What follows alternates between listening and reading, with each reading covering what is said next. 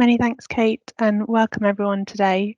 So today's webinar, as Kate mentioned, provides an introduction to energy policy and regulation, and it's aimed at those interested in working with energy networks, but with no or little prior knowledge of the sector. We'll start today's webinar with a bit of a recap of the scale of the challenge facing the energy sector in its transition to net zero, and I'll then provide an overview of key policy and regulatory bodies within the sector. We're very glad to be joined today by Owen Bellamy from the Climate Change Committee, and he'll be providing a short talk about their report on delivering a decarbonised power sector. He'll then hand back to me and we'll look at innovation needs within the energy sector before I hand over to Bethany Foster from Innovate UK to provide an overview of the Strategic Innovation Fund and how to get involved. As Kate mentioned, there'll be an opportunity for questions at the end, so please do add your questions to the Q&A panel. So starting off with the scale of the challenge, essentially what do we need to do and by when? So despite huge strides in recent years, energy demand in the UK is still largely met by fossil fuels. Across all end uses, we use around 1,400 terawatt hours of energy each year. And this demand, as you can see on the left-hand chart, is actually fairly evenly split across commercial, industrial, transport and residential uses. Currently, the majority of the energy we use is coming from fossil fuel sources, with 41% met by natural gas, much of which is used for heating, as you can see on the right-hand side, the chart on the right-hand side here. A further 35% is from oil, which largely meets our transport demand, with the remaining energy demand being met by electricity and a small amount of biofuels. However, this needs to change dramatically over the next few decades if we're to meet the legally binding targets that the UK has set to achieve net zero by 2050. You can see in the chart on the left that the black line shows our decline in our historical emissions since 1990, and that's largely been driven by the phase out of coal power stations. This has enabled us to meet our legally binding carbon targets so far, which are represented by the blue bars on the left-hand chart. However, we're only halfway through this journey and future budgets are likely to be more difficult to meet as the low-hanging fruits such as that transition away from coal have already been taken. So what is the rest of the energy transition expected to look like? Well, in the charts on the right, I realise they're quite small, but essentially what they're showing is the Climate Change Committee's view on what will be needed to continue to meet our energy demand whilst transitioning to net zero. We can see a consistent decrease in gas demand in the top left as it's phased out from use in buildings and manufacturing sectors, and a similar trend in oil usage as it's phased out from use in surface transport, building, shipping and manufacturing, with only some ongoing use in aviation as we transition to 2050. So what's filling the gap? You can see on the right-hand side that largely it will be electricity being used in the building sector and for surface transport through the introduction of heat pumps and electric vehicles, with an important role for hydrogen being used in manufacturing, shipping and electricity supply. And these trends mean that the transition to net zero is hugely dependent on the electricity and gas networks evolving to meet these changing needs.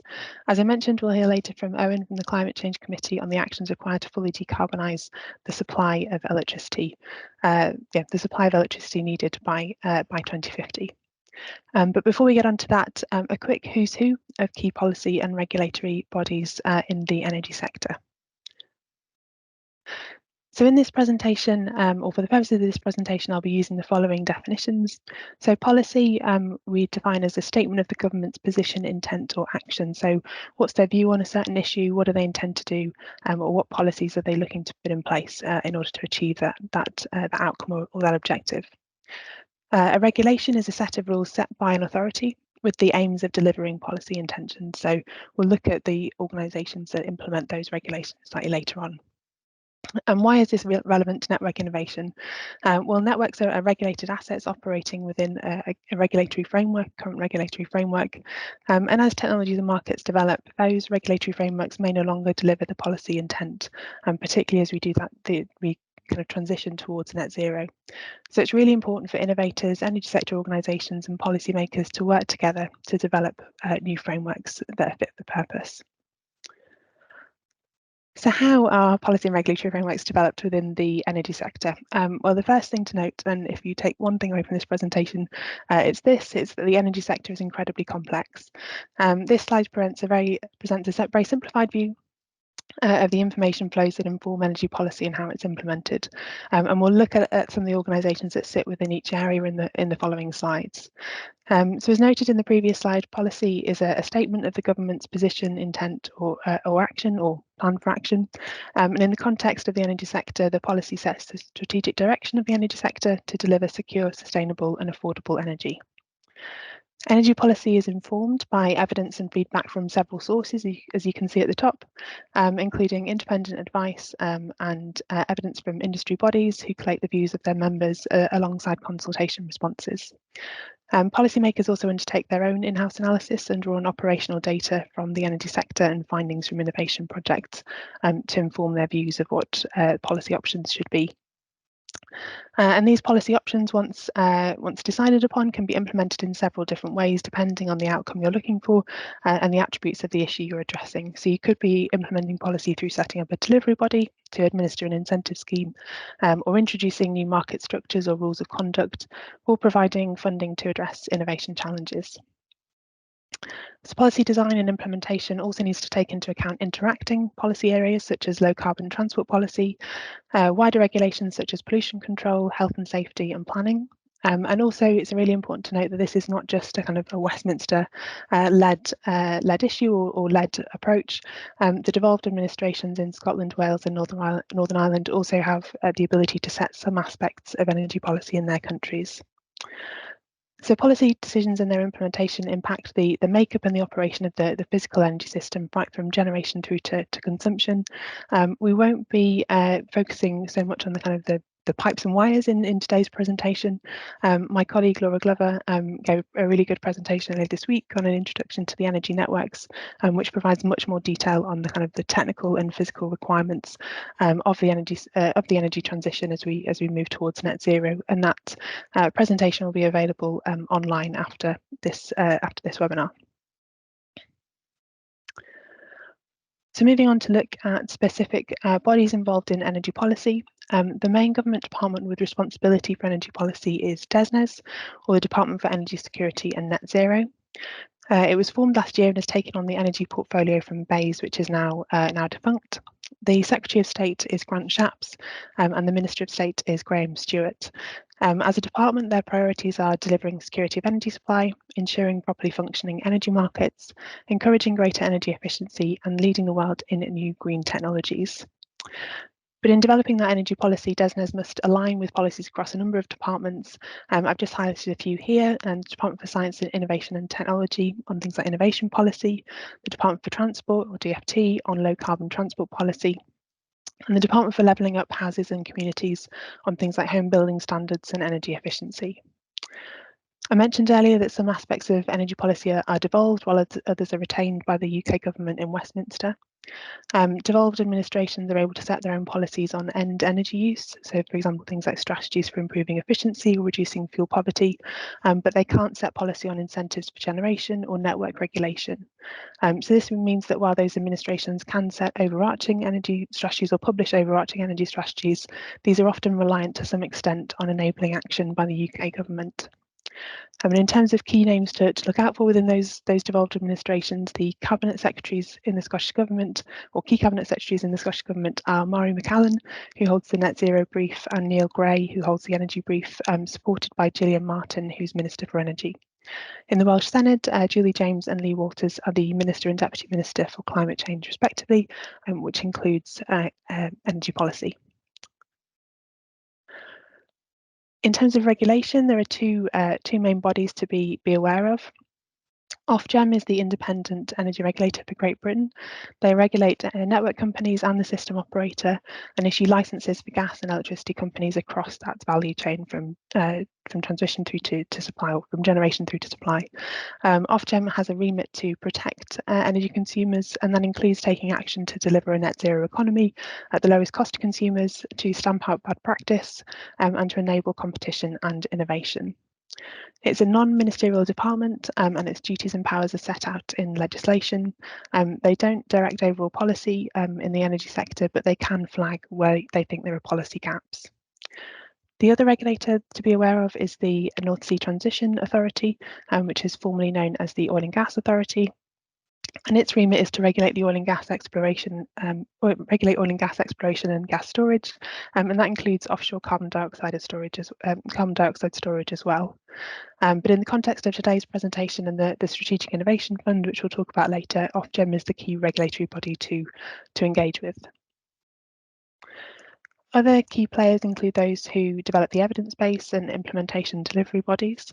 So just to whiz through these quite quickly, the evidence base includes organisations such as the Climate Change Committee, who have a remit to advise the UK and devolved governments on their emissions targets, and to report to Parliament on progress made in reducing those emissions and adapting to the impact of climate change. The Energy Networks Authority, the Energy Networks Association, the ENA, represent the gas and electricity network companies. They publish overarching network innovation strategies, and they also host the Smarter Networks portal, which provides information on all network innovation projects undertaken since 2009. So a really good source of information there. And we'll come back to some of their innovation priorities a little bit later on. Other key organisations to be aware of, this is not an exhaustive list, but include organisations such as Renewable UK and Scottish Renewables, Citizens Advice, and the Association for Decentralised Energy.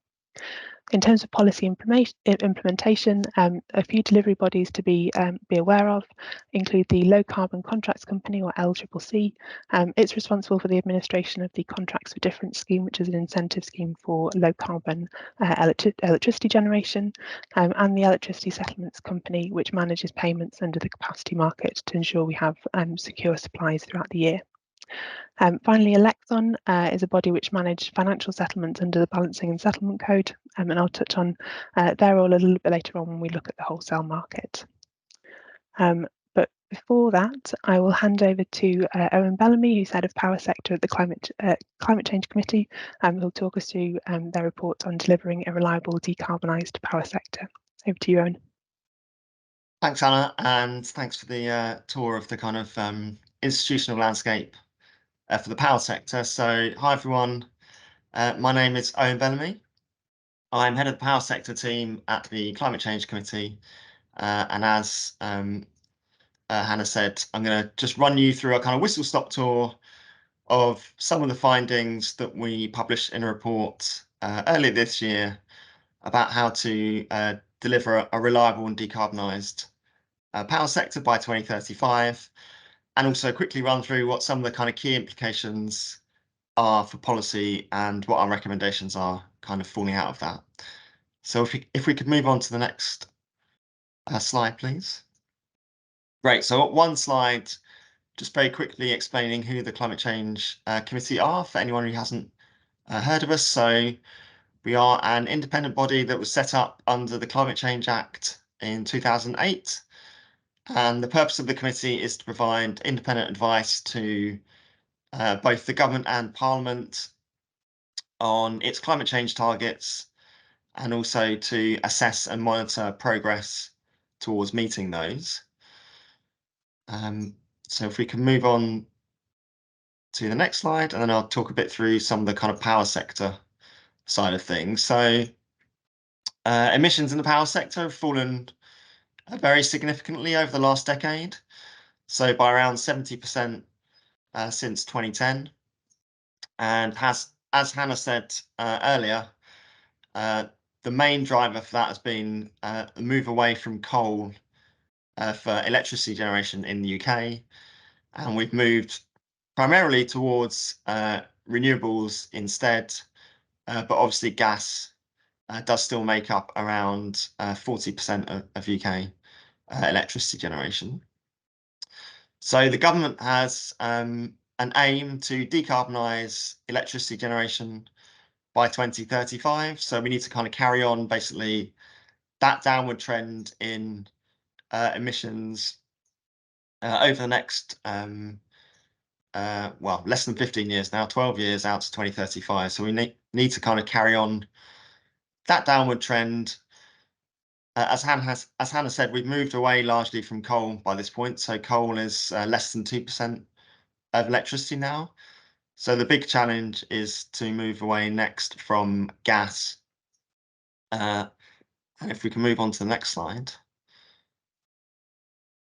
talk a bit about what we did. So the government have, as I said, picked up and adopted this objective to decarbonise electricity supply by 2035, following a recommendation we made to do that in 2020. So earlier this year, we took a kind of deep dive into how that could be done by 2035, building on some of the previous work that we've done on this topic. And I won't run through all the detail of how we did that, but that was basically doing some very detailed modelling of the period out to 2050, looking at what the different options are at a very kind of disaggregated level. So it was hourly modelling, so an hourly model of the electricity system out to 2050, with a degree of geographic disaggregation across the UK. So looking at 11 geographic zones, and also looking at a lot of detail in the implications of extreme weather. So what happens when you get, for example, a wind drought? What happens with some of the other kind of extreme weather periods that you might get as well? And also looking at what the kind of climate-related risks are as well. So we know that the world is warming, irrespective of how successful we are to tackle emissions. So what does that mean as well for the power system? So if we could move on again.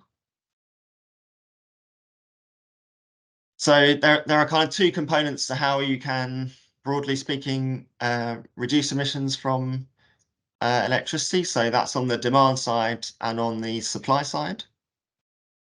So on the demand side, we expect the demand for electricity to grow in the future.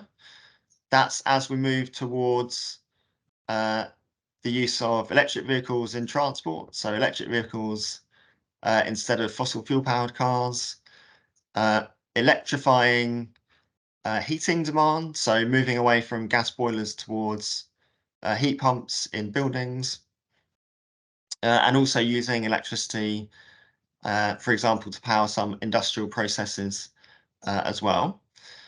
And the key challenge is to meet that increased electricity demand in a clean way. So in our central pathway for meeting the carbon targets, there is about a 50% increase in electricity demand by 2035 compared to current levels, and around a doubling by 2050. So there's a very significant increase in electricity demand in the future that will need to be met in a low carbon way. And if we move on to the next slide, I've just got a very quick summary of what a decarbonised electricity system might look like in 2035 that is able to meet that level of electricity demand in a reliable and secure way. And obviously I've skipped a lot of detail in terms of the modelling, but just to highlight that is really a system based around renewable electricity generation. Renewables are the cheapest form of electricity generation. So you can see in the kind of purpley large block on the right-hand bar there, the majority of that is offshore wind in that kind of purple bar. But then there is also contributions from onshore wind above that in light blue, and solar in kind of gold there as well as some contributions from nuclear in red at the bottom of the bar, and also importantly, some flexible low carbon generation as well. So for example, gas CCS or hydrogen as well, in the green chunk in the graph. And that is really there in order to make sure that the electricity system is balanced when the wind isn't blowing and when the sun isn't shining. So we know that renewables are a variable source of generation, so they do need some sources of electricity to kind of fill in the gaps when those are not able to supply all of electricity demand. So it's quite a diverse system. by 2035, but we think that's able to meet electricity demand in a clean and secure way. If we can move on to the next slide.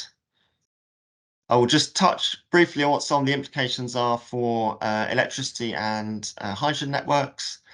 And then I've got a slide on climate resilience, and then I've got a final slide on recommendations. So with all of that increasing electricity demand, so a 50% increase by 2035 and a doubling by 2050, there is going to be a need to reinforce the electricity networks out to 2035 and out to 2050, particularly because we're going to increasingly see those sources of renewable generation in a kind of much more geographically diverse setup compared to the current electricity system, which has been largely based around building coal and gas plants either near to where those resources are or near to where the sources of demand are. In the future, particularly in an electricity system based around offshore wind, we expect to see that much more spread around the UK. So there will need to be investment, and quite significant investment, in network capacity in order to be able to deliver that electricity to where it's needed.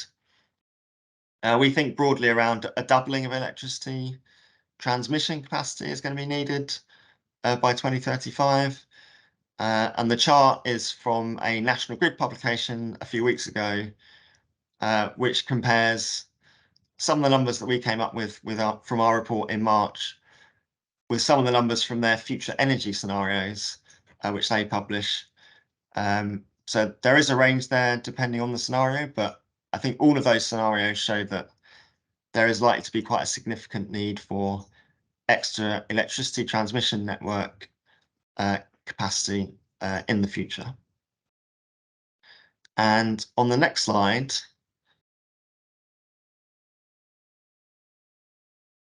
I've just got a few thoughts on what that also means for hydrogen infrastructure. So hydrogen is likely to play an important role in the future low carbon system, both as a source of low carbon electricity generation, but also for use in other sectors as well. So we're likely to need hydrogen in some sectors of the economy which are less able to use electricity. So, for example, in industry and other kind of hard to electrify sectors. So in future, we're likely to need also some hydrogen infrastructure, both to store hydrogen, but also to transport it around the country to where it's likely to be needed. So won't dwell too much on the numbers there, but just to flag and highlight that as well as electricity network investment, there's likely to need to be investment in hydrogen infrastructure as well. And as I mentioned on the next slide, the climate is likely to be changing out into the future.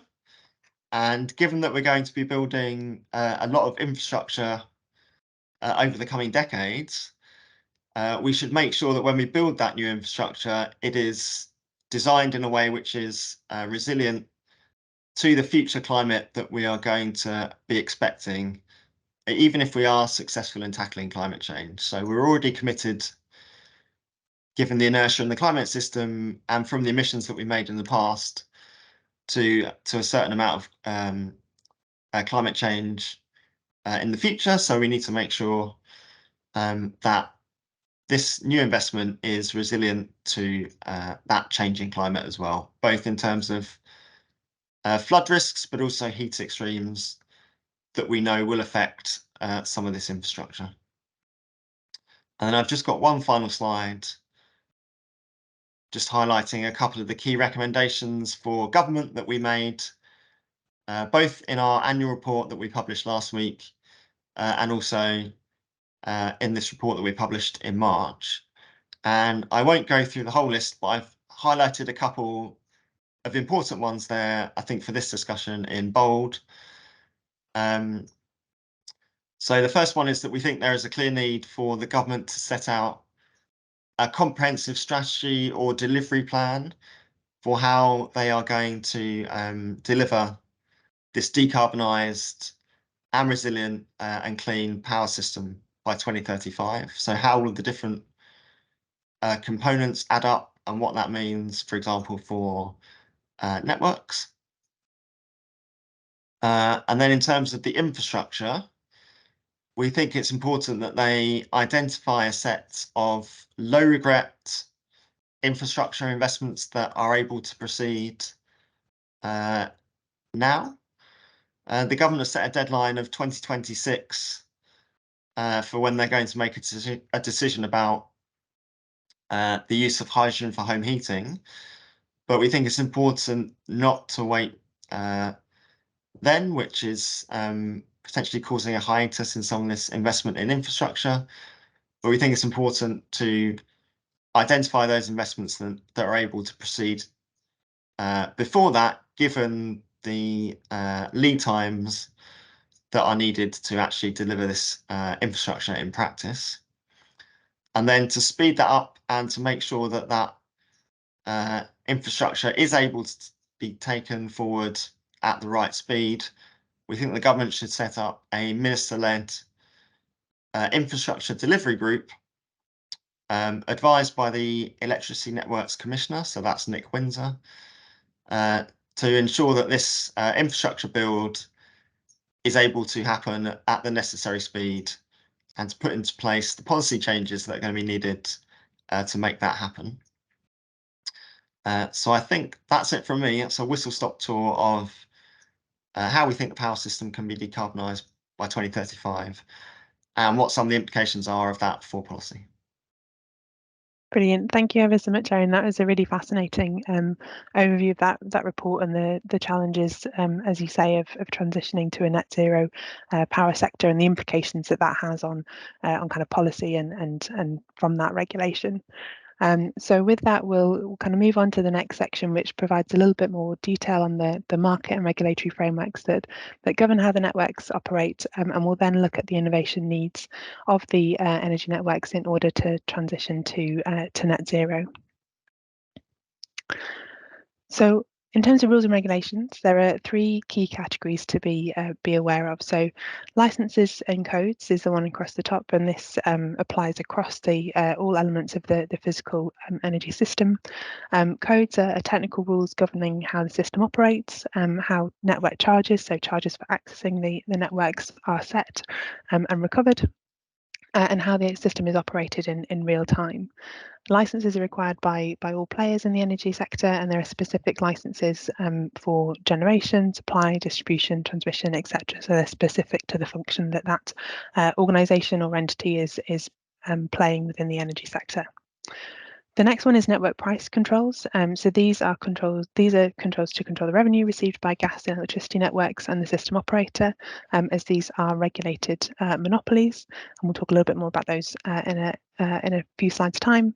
And then the wholesale market structure. So this largely sets out kind of interactions between generation and demand, or generation and suppliers. But it also brings in the system operator in terms of the interaction between the wholesale market and delivering power in real time, and that's the first section that we will look at on this next slide.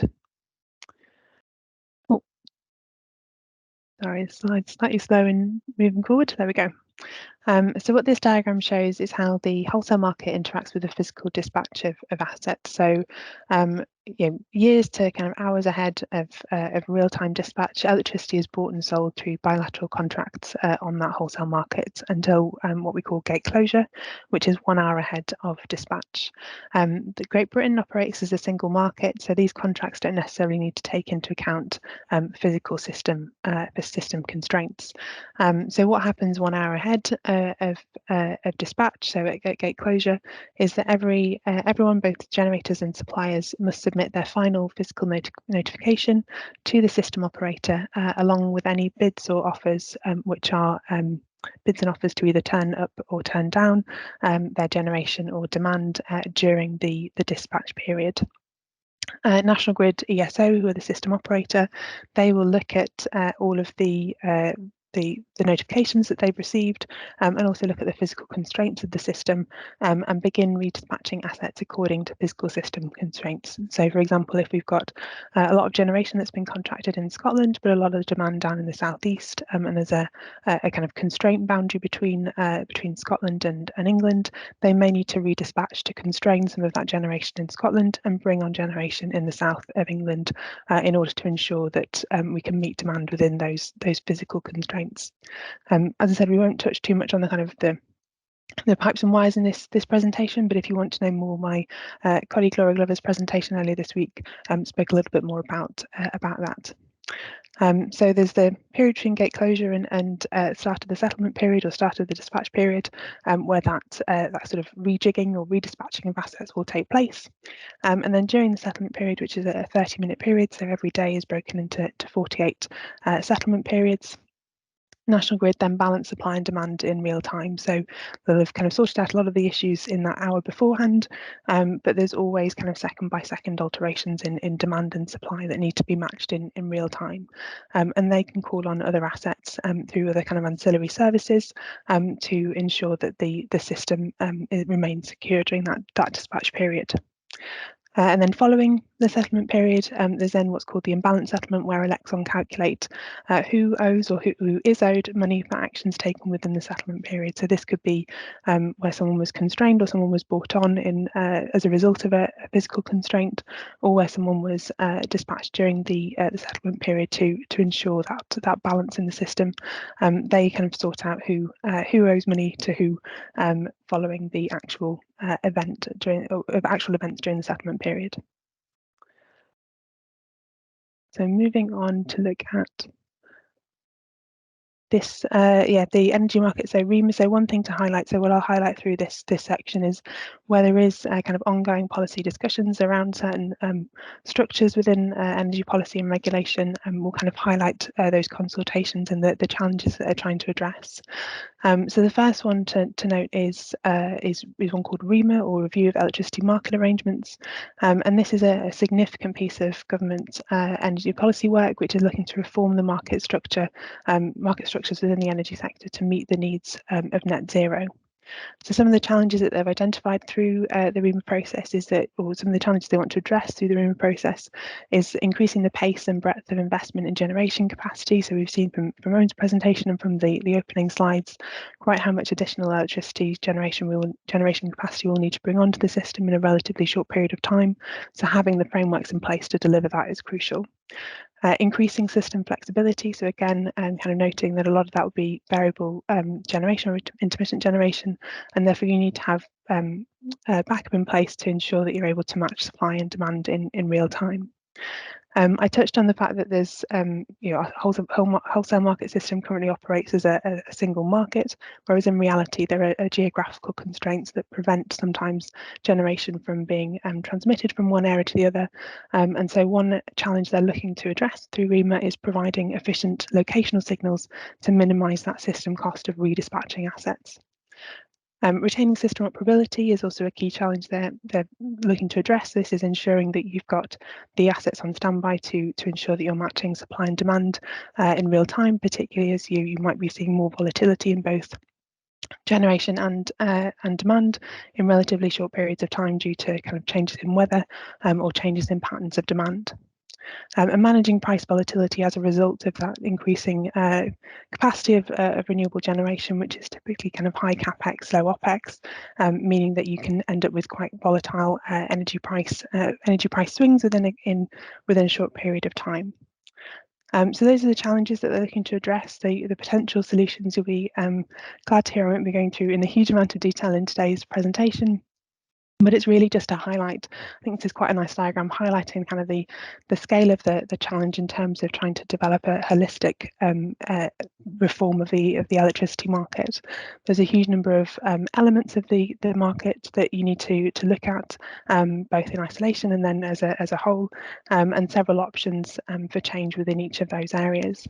So since this diagram was published in the original REMA consultation, they have discounted some options, which is available in their consultation and summary of responses document, which is linked on this slide, which you'll receive a copy of later.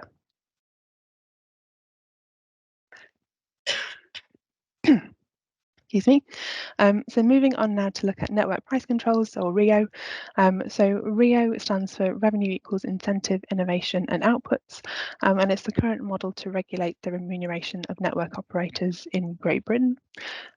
Just to very quickly go through this, the RIO model is set or determined by Ofgem. There are separate settlements for transmission and distribution and system operator organisations across both electricity and gas. As part of the RIO process, all companies must publish business plans for the duration of the price control, and they're available on their individual websites. And just to highlight the kind of the incentives and innovation aspect of RIO, this includes specific schemes such as the Network Innovation Allowance and the Strategic Innovation Fund that encourage operators to innovate and be an active participant in the energy transition. The revenue part of this is recovered through network charges. These are called TNUoS and GEOS, are the two key ones, which we'll talk a little bit about later on, and they're paid by users of the transmission network and distribution network users respectively.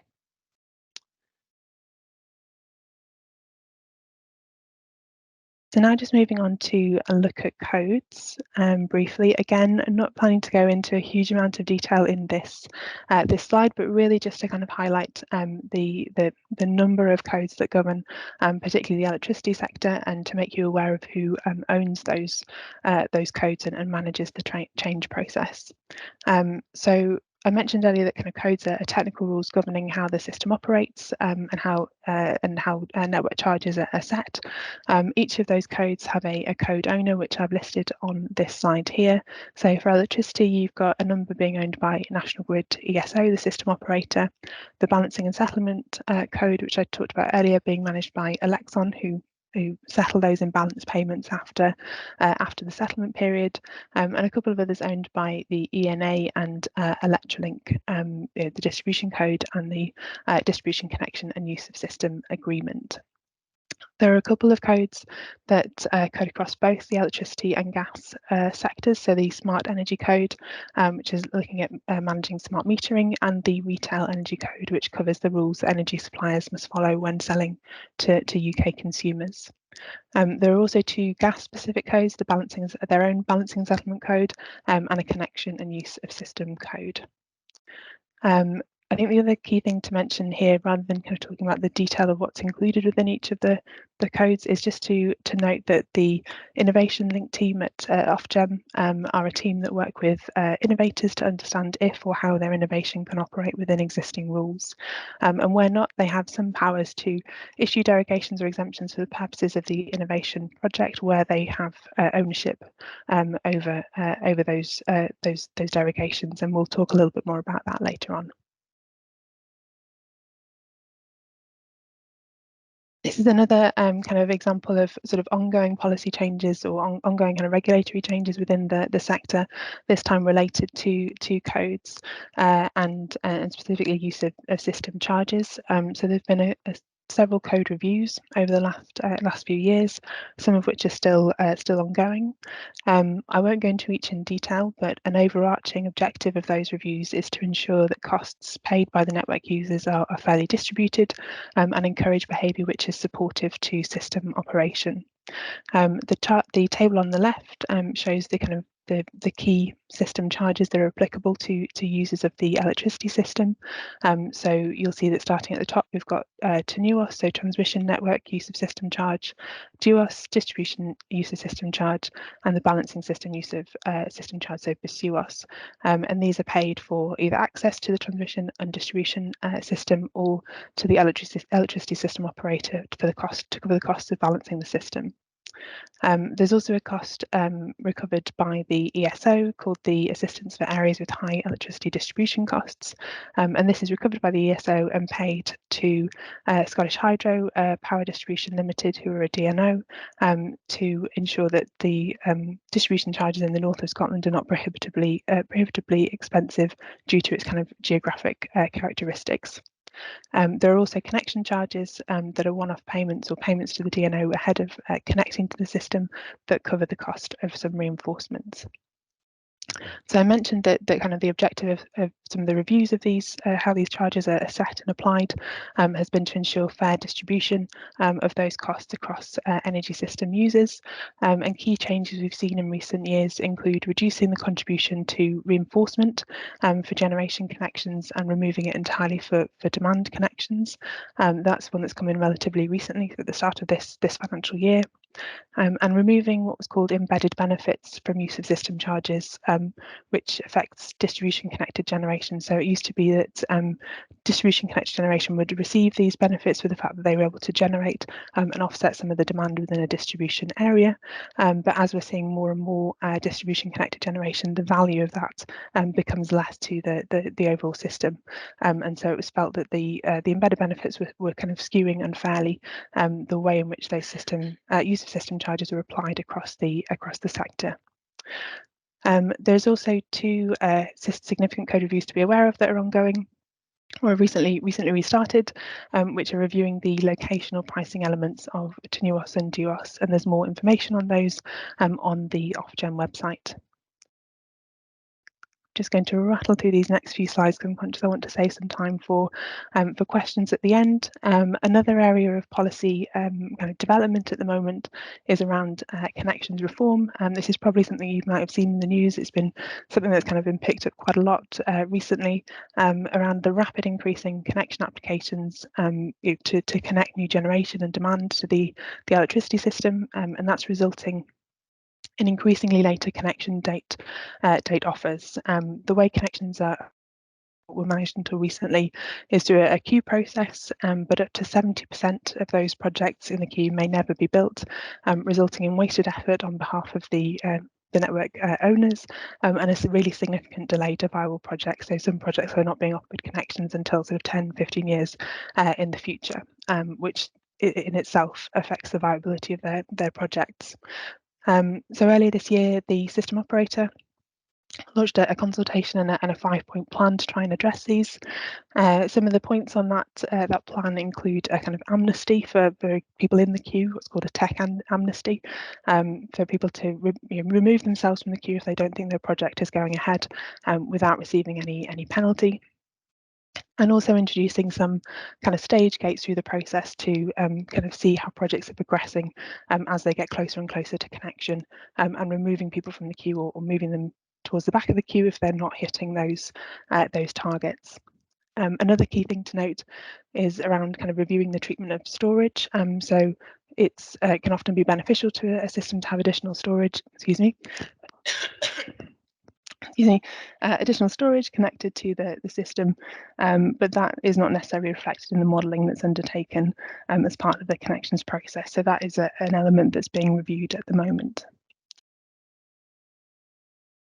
So just then finally, a kind of third area of kind of policy review at the moment is around system planning and on operation. So I've mentioned the National Grid ESO, the electricity system operator, a few times in this presentation, but there's also National Grid Gas and the DNOs who also hold kind of system planning functions, with the ESO and National Grid Gas, or NGG, also responsible for operation. There's been a few consultations over the last few years kind of noting that as Great Britain moves towards net zero, strategic planning that takes account of those kind of increasingly complex trade-offs between energy vectors and within energy systems will be critical to achieving that low-cost net zero transition.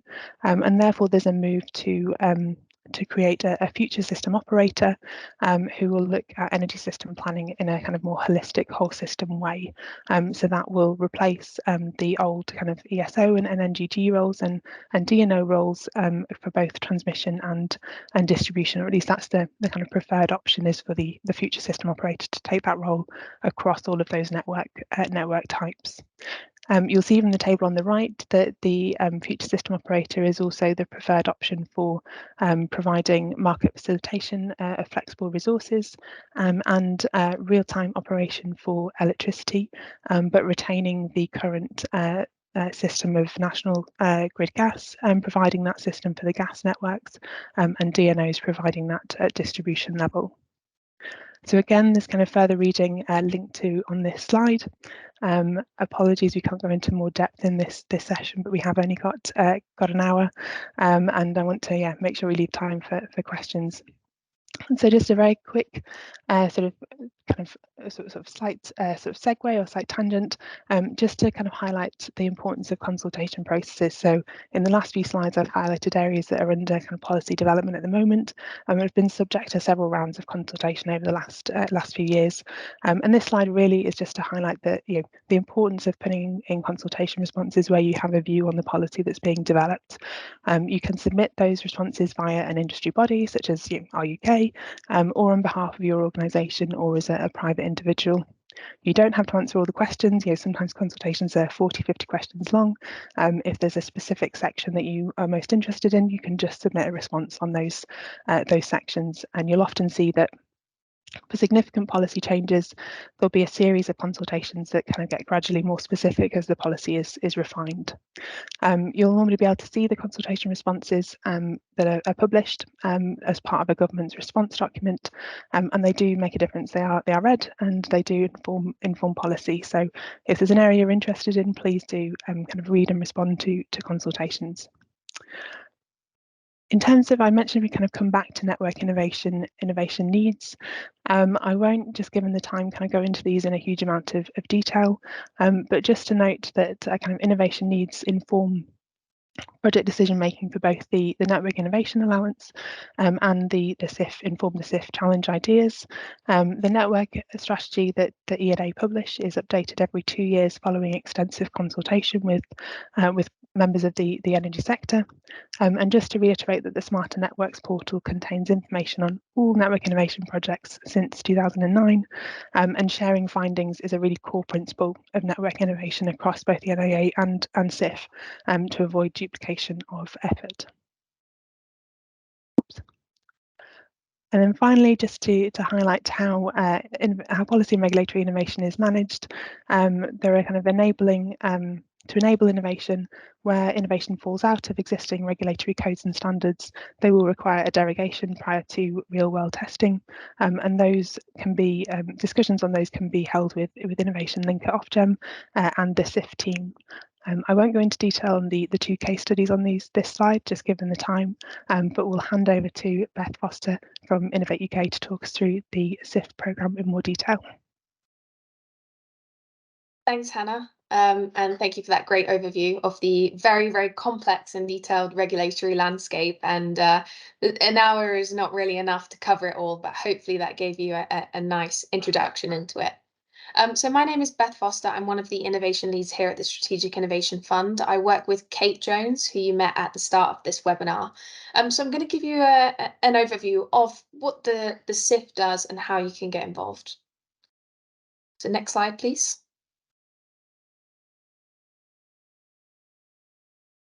So the SIF is a £450 million fund looking to bring in innovation into the energy sector, specifically with the energy networks, to help us to align to our net zero targets. So it's paid for by consumers on their energy bills, and it's designed to help energy network users and consumers and support the operation of the networks. It's a new type of innovation competition process. So it's different to our Innovate UK programs, and it's also different to existing Ofgem funding routes. So far, up till April 2023, we've funded 111 projects. We're about to announce a further portfolio of projects that we funded later this year. but we've spent about 18.7 million so far, and we're expected to spend about several, maybe up to 100 million more by the end of the year. So we've funded 194 different organizations, and we've generated approximately 3 billion worth of potential cost savings for network users and consumers. So next slide, please. So we have a giant leap together model. So what happens is at the start of the year, we set the challenges. So specifically, this webinar is about the round 3 challenges. Then we go into the ideation phase, which is the phase that we're in right now with the webinars and the workshops, sort of helping to strategically direct some of the innovation that's going on in the sector to meet these targets. Then we go into the incubation phase, where we help innovators partner, develop their ideas and partner with networks. And then we go into the acceleration phase, where we start to fund these projects through discovery, alpha, and then beta. So I'm going to run through the round 3 challenges this year and set them into context. So next slide, please. So the first challenge is whole system network planning and utilization to facilitate faster and cheaper network transformation and asset rollout. As Owen mentioned earlier in the webinar, we're going to need a huge amount more low carbon generation to meet the expected demand on the networks by 2030, 2035, and then 2050. I mean, the Climate Change Committee estimated that we need about 5 times the amount of low carbon generation on the networks than currently exists. So that the feat of engineering here, not just in terms of connecting generation, but actually the assets required to manage that is enormous. So this challenge really is all about how can we accelerate those connection times and roll out more assets. The second challenge is novel technical processes and market approaches to deliver an equitable and secure net zero power system.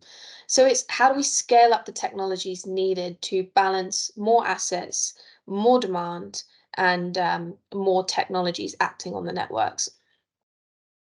Challenge 3 is about unlocking energy system flexibility to accelerate the electrification of heat. Some of you may know that the government has released targets to deploy about 600,000 heat pumps onto the networks by 2026.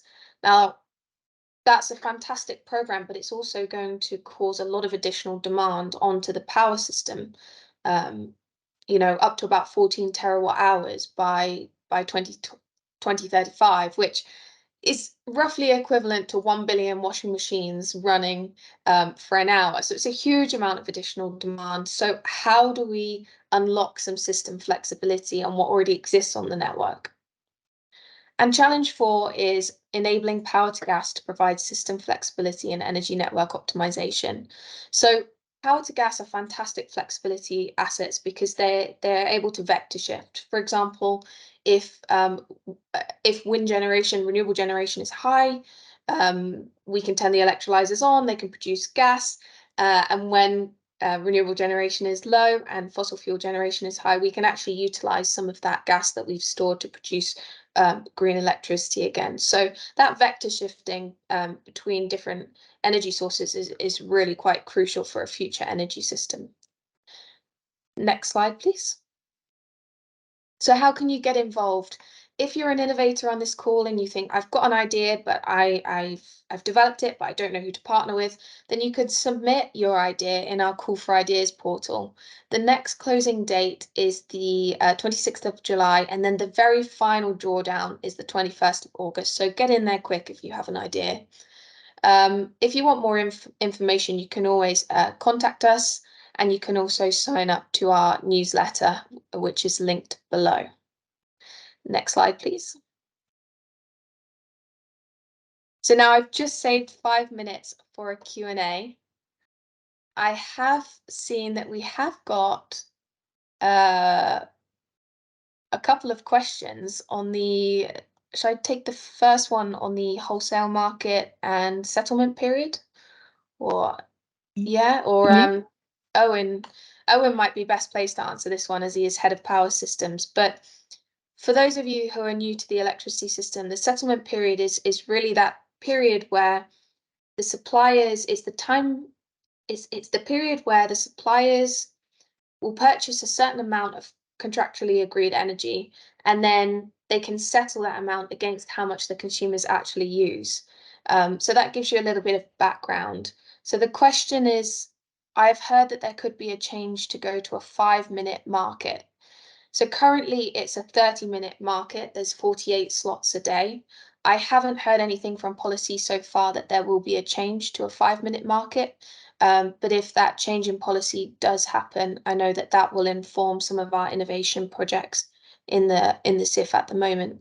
Owen, Hannah, I don't know if you want to expand on that.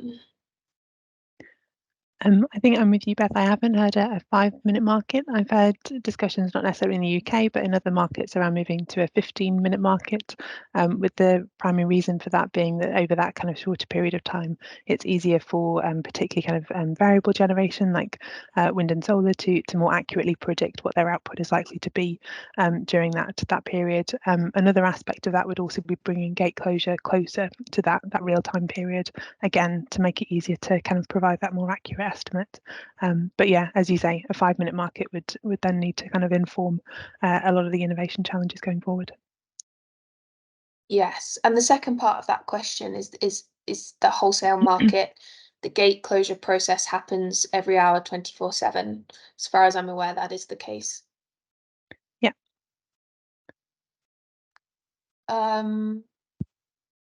So could you expand on the key change removing embedded benefits from use of system charges affecting distribution connected generation? How do the changes impact or affect these generators going forward?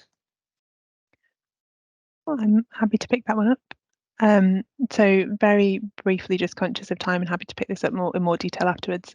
Embedded benefits were effectively kind of payments that were made to distribution connected generation, where they were able to generate, particularly during times of system stress, to reduce the overall net demand within a DNO system. So that DNO was having to draw less from the transmission system, and thereby kind of supporting the overall kind of operation of the electricity system.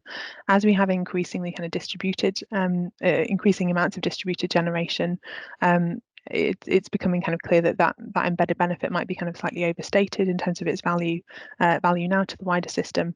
It was felt that it was becoming unfair to continue to provide that benefit where there may be some users of the system who weren't able to benefit from that, and therefore were kind of paying more because they weren't kind of receiving that reduction or that payment for providing that service. That's a very, very short and simplified explanation, but I'm happy to pick up afterwards to discuss in more detail. Just conscious of time, Beth, I think we might also need to take away the last question as well, and maybe just move to the final slide just to highlight future upcoming webinars. I don't know if there were any points you wanted to raise on this slide. Sorry, it's taking a little while to flow through. There we go. Yes, so there are other events in this series.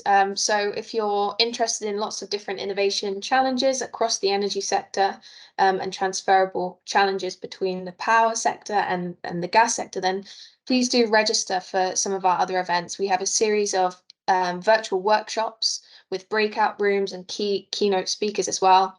And we have more webinars. So the next one coming up would be long duration energy storage, and that will be a workshop. So looking at the innovation gaps to support the effective system integration of long duration energy storage. And that's not just gas as well, that's also related to the electricity system as well. So both sides, great to have your input. And then the next webinar is on the 18th of July, which is the Introduction to the Energy Network series. So if you have anyone in your team that you know of who's new to the energy sector, then please do share this information. That webinar will be about market access and commercialization. And then we'll go into some more workshops and webinars. You can screenshot this page quickly if you can. But I think that's everything from us. Yeah, fantastic. Thanks, Beth. Yeah, that brings us to the end of today's webinar. We hope you found it really useful. Apologies for those questions we weren't able to get to. We will pick those up after the session. And thanks once again for listening, and hope you have a good rest of your day. Thank you.